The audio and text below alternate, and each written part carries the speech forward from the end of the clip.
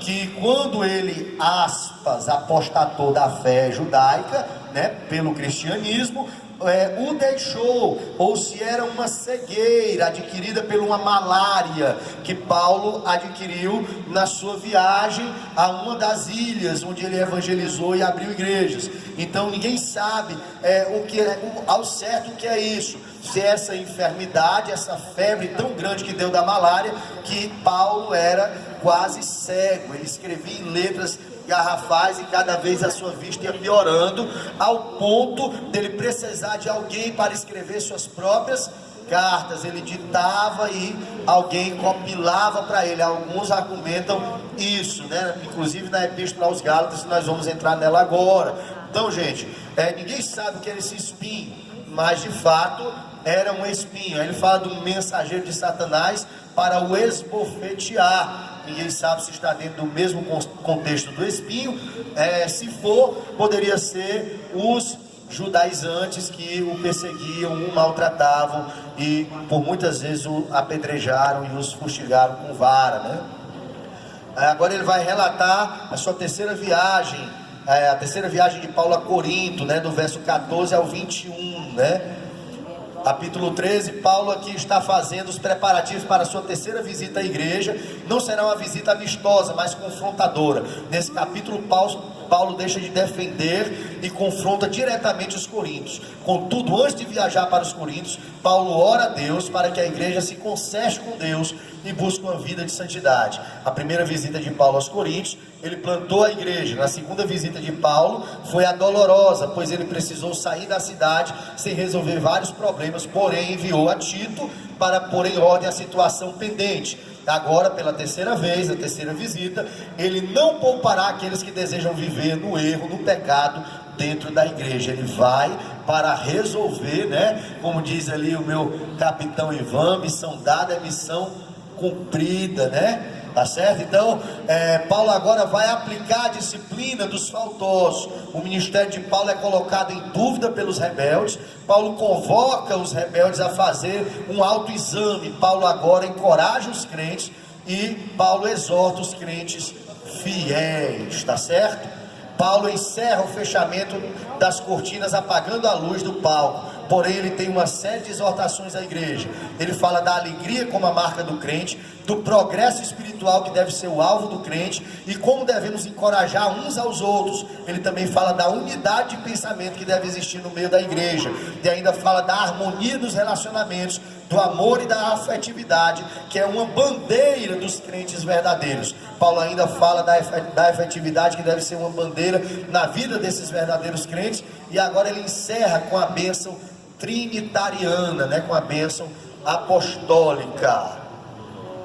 Tá certo? Hoje não tem merenda. Nós vamos entrar direto, tá certo? Senão não dá tempo. Gilis, viu, pastor? 9h15 já. 9h15? Deu mais 9h20. Até 10, algo. Até 10, dá tempo. Vamos pra frente. Tem a prova. Basta 10 minutos pra prova? Isso aí. Quando faltar 10 minutos, me avisa aí, por favor. Essa carta, ó, vamos lá. Vamos lá, ó. Carta aos Gálatas, declaração de independência cristã, né? Introdução. Essa carta tem uma particularidade de todas as epístolas de Paulo. Ela é a única que não é dirigida apenas a uma igreja específica. Gálatas não é uma igreja, é uma região da Galácia. Nessa região, na Galácia, é isso mesmo. Essa região, segundo Atos 13 e 14, né? Onde foram ali fazer a obra. Foram 4 igrejas plantadas: Icônio, Listra, Derbe, Antioquia da Pisídia, né, que foram plantadas na primeira viagem missionária de Paulo. Nesta época, o evangelho prosperou bastante na cidade de Antioquia, da Síria, não é a da Pisídia, tá? Por sinal, era a terceira maior cidade do mundo, só superada por Roma e Alexandria. Então, Paulo estava ali quando ele se converte, e aí Barnabé o manda chamar. E ele era um orador eloquente, alguém que conhecia a lei. Ele começa a ensinar junto com Barnabé. E lá na cidade de Antioquia a obra cresce. muitos discípulos são feitos. A igreja tem uma explosão, né, um crescimento avassalador. E quando a igreja cresce, né, então a igreja de Jerusalém manda para lá rapidamente, manda chamados rapidamente. E aí começa a ter aquela reunião, onde eles vão orar, buscando o Espírito Santo, lá em Atos, para saber quem eles vão enviar. E aí eles separam Barnabé e Saulo, que já haviam sido aprovados na obra, para a obra missionária. A igreja então despede Barnabé e Paulo, acompanhados de um auxiliar chamado João Marcos, que era primo de Barnabé, tá certo? Aí eles descem.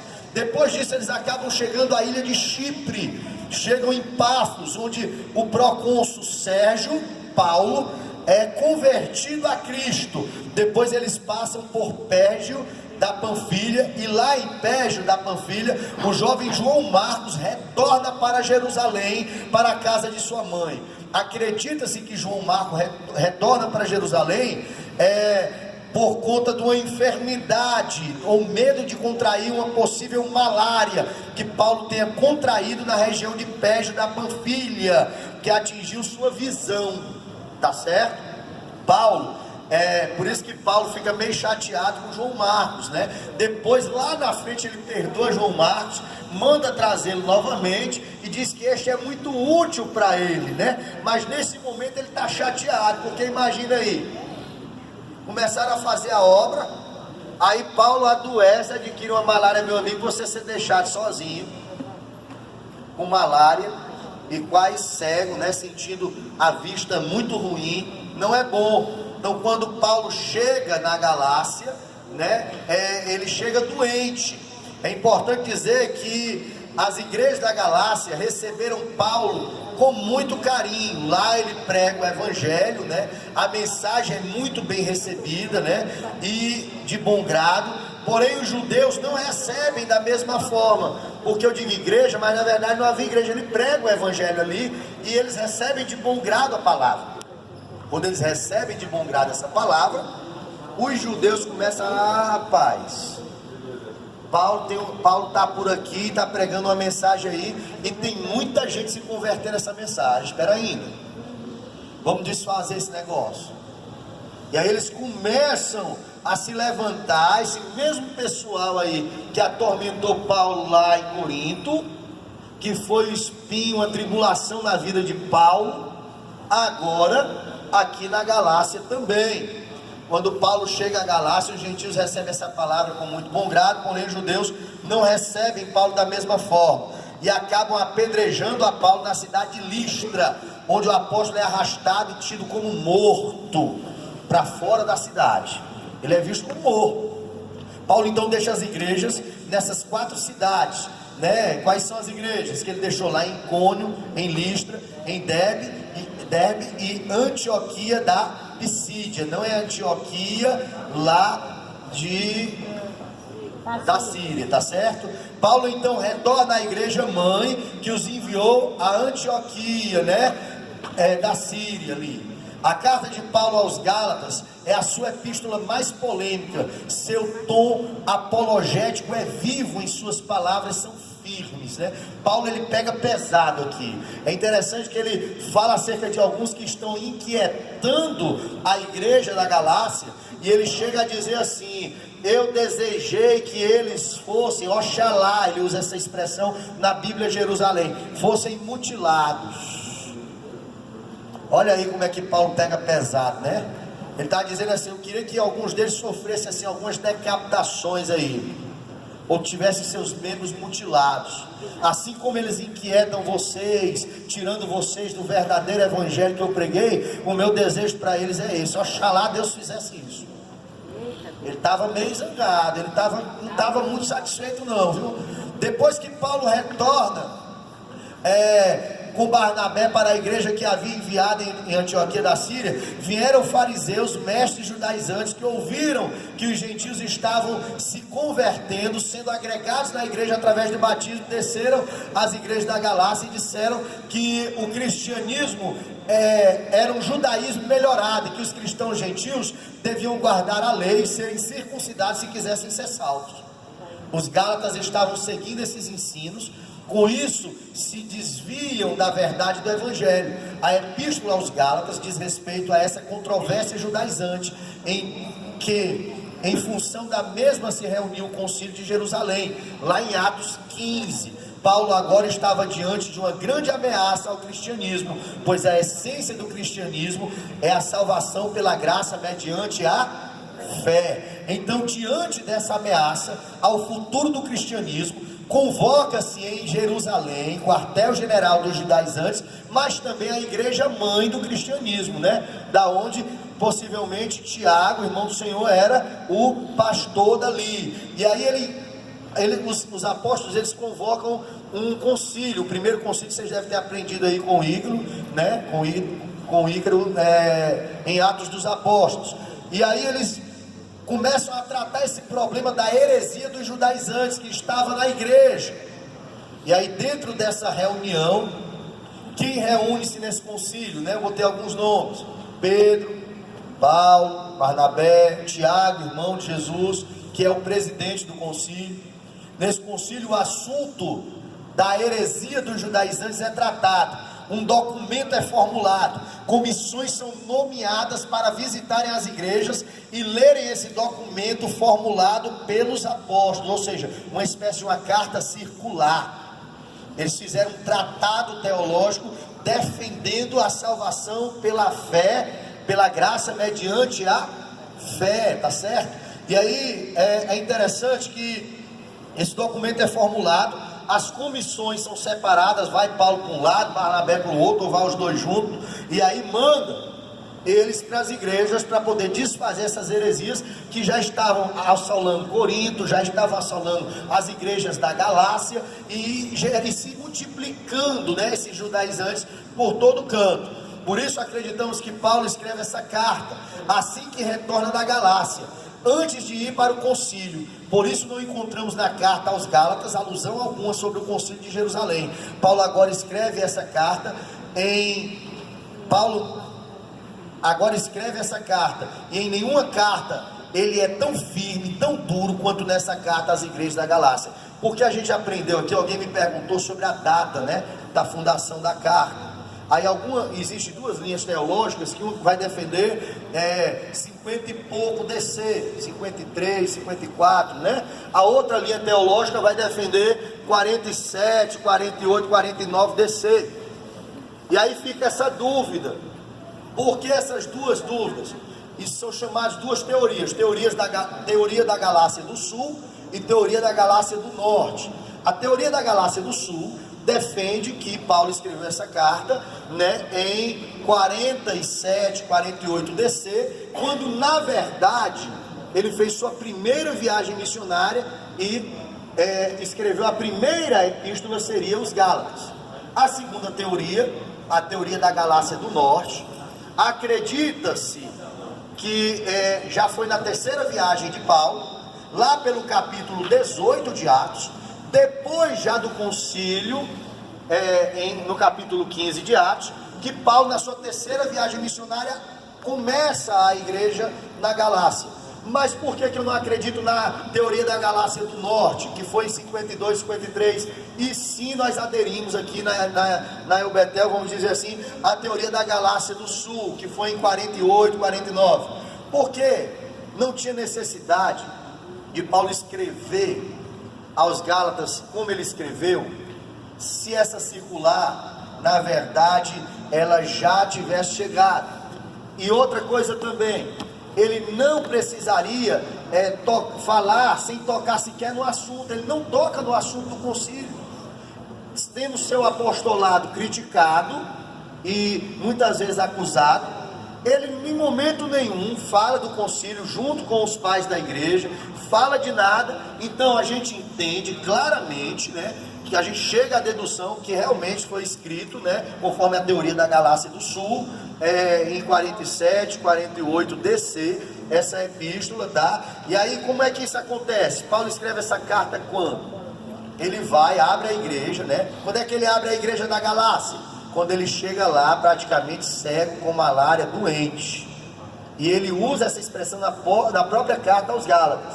Ele estava muito doente quando eles o receberam com muito amor, com muita atenção, e por isso o evangelho chegou até ali, certo? E aí ele abre a igreja, ele volta, participa, antes de participar desse concílio, ainda lá na outra cidade onde ele estava como base missionária, ele sente a necessidade de escrever a carta aos Gálatas.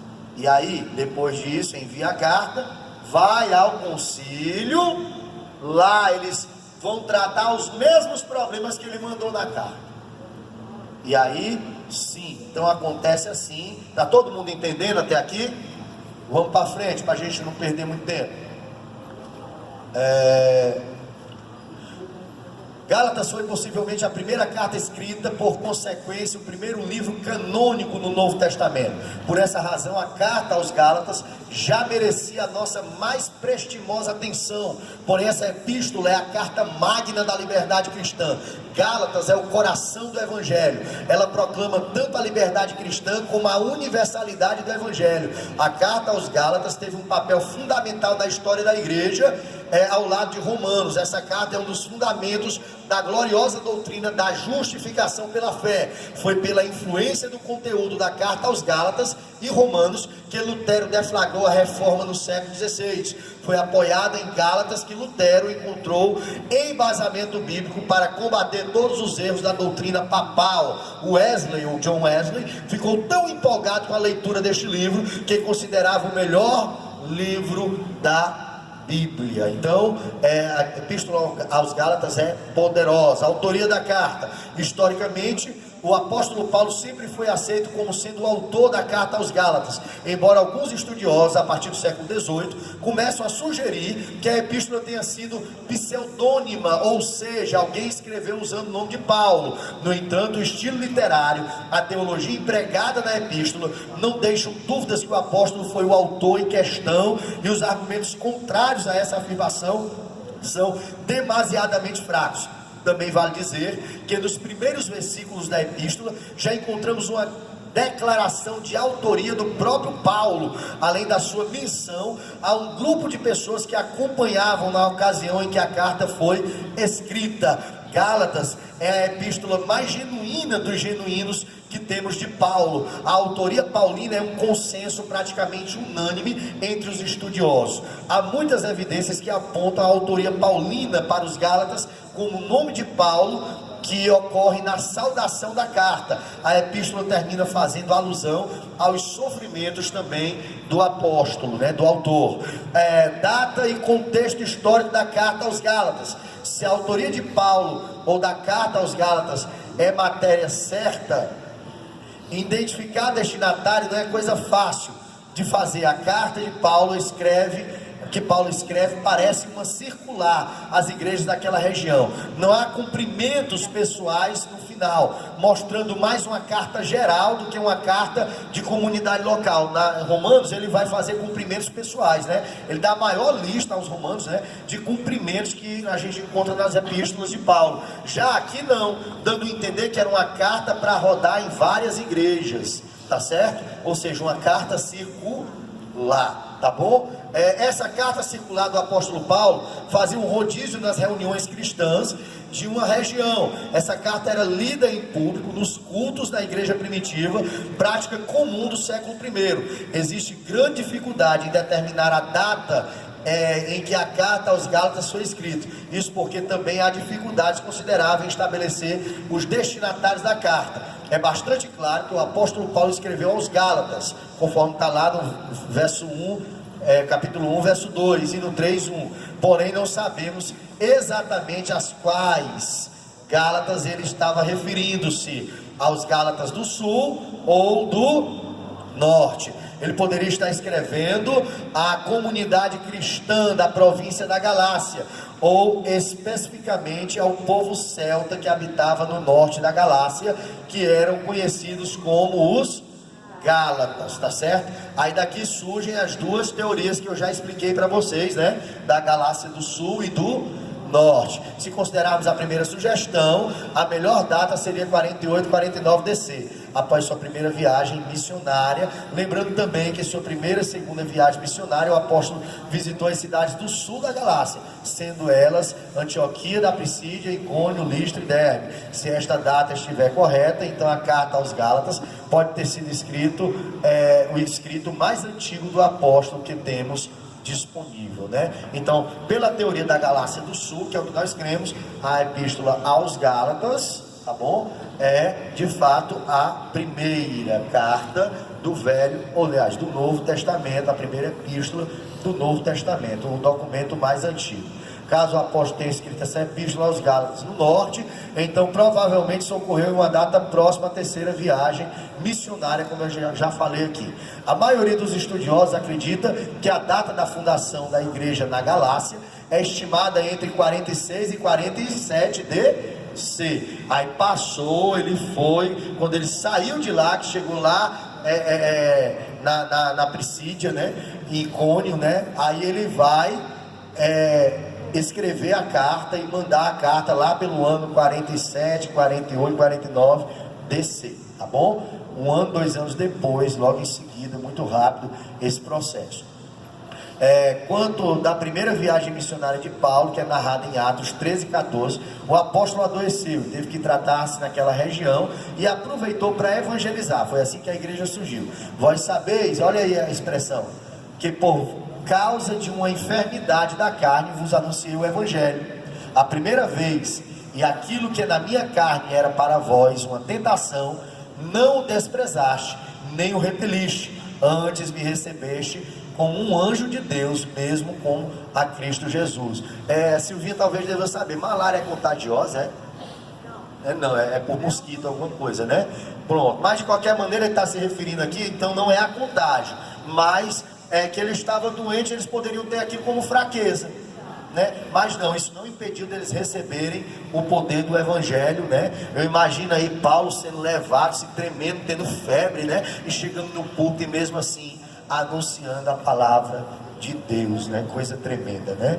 À luz do versículo 15, alguns consideram que foi uma enfermidade dos olhos. Segundo alguns comentaristas, tal problema o acompanhou por toda a vida adulta. Teria sido uma febre ocular contrariada nas praias da Panfilha, onde o apóstolo contraiu malária. Isso seria confirmado pelo texto 6:11, que parece indicar que Paulo tinha algum problema de visão. Como ele diz assim, vede com que grandes letras vos escrevo com a minha própria mão.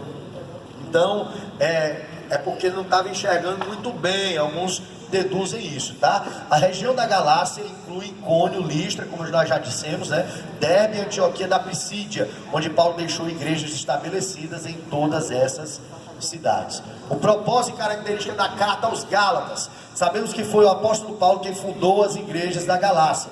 Todavia, depois dos Gálatas terem recebido o verdadeiro evangelho que havia sido pregado pelo apóstolo, surgiram pessoas que começaram a levantar-se contra o ministério de Paulo, né, e também pregar um outro evangelho completamente distorcido.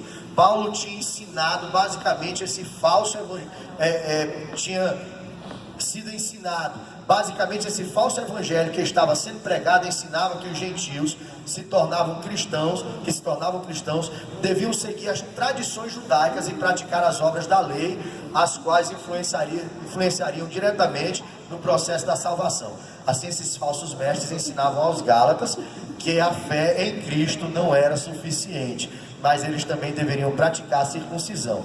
Uma das principais táticas dessas pessoas era atacar pessoalmente o apóstolo Paulo. Como nós já aprendemos aqui, eles descredenciavam, desabilitavam a autoridade de Paulo para poder atacar depois o evangelho que ele pregava.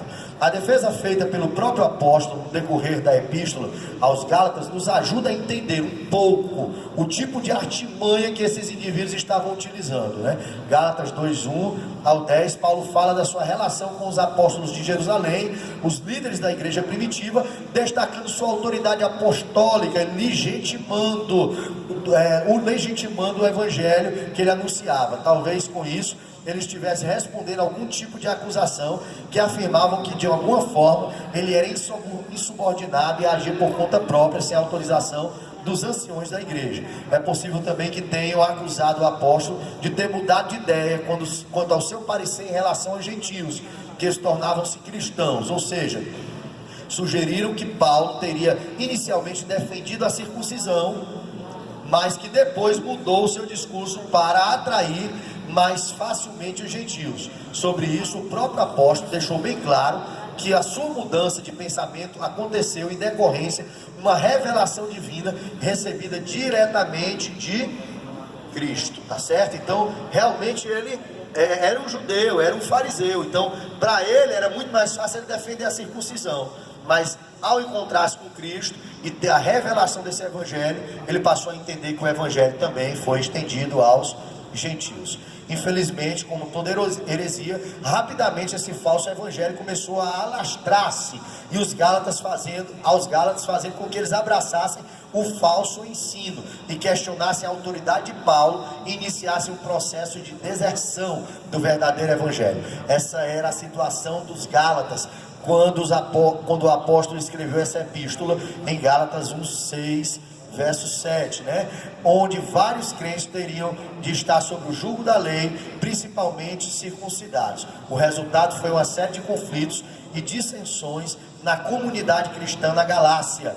Logo, o principal propósito de Paulo a escrever a carta aos Gálatas foi expor a verdade sobre o Evangelho, mostrando a suficiência da obra de Cristo e ensinando que a salvação vem pela fé no Senhor Jesus Cristo. Na epístola aos Gálatas, Paulo foi enfático ao afirmar que a salvação é um dom gratuito de Deus e que todo o processo pertence a Ele. Isso, não há qualquer participação humana na salvação e que tudo se resume na graça de Deus e não no merecimento do homem, nesse sentido, né? Que não há, tá certo?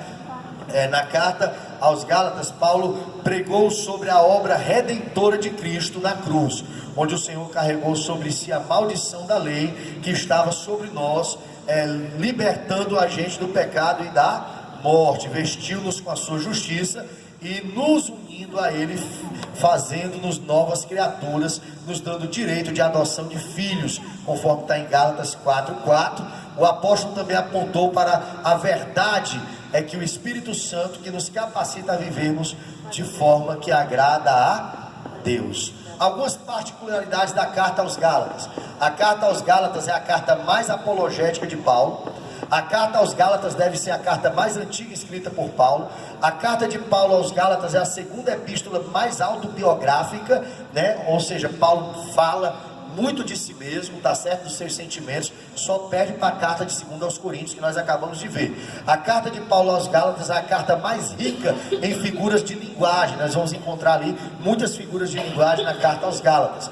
As principais ênfases da carta aos Gálatas. A carta de Paulo aos Gálatas é um tesouro inesgotável das gloriosas verdades que adornam a fé cristã.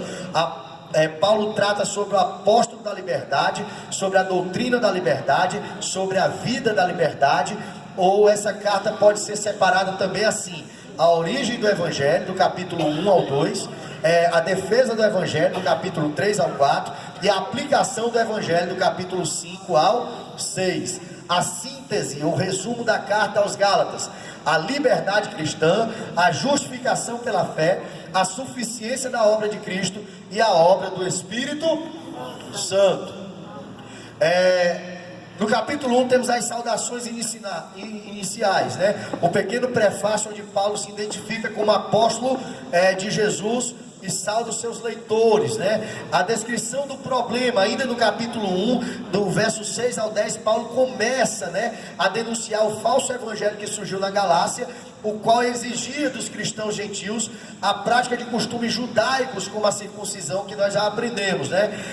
Do verso 11 do capítulo 1 até o verso 21 do capítulo 2, nós vamos ver a autenticação dos relatos históricos. Paulo demonstra a autoridade do seu apostolado, enfatizando que ele recebeu a mensagem do Evangelho diretamente de Cristo. Nessa sessão, Paulo fala sobre o seu chamado, sobre os líderes da igreja em Jerusalém e sobre o conflito com o apóstolo Pedro que ele teve. 2 minutos? É isso? Vamos para frente.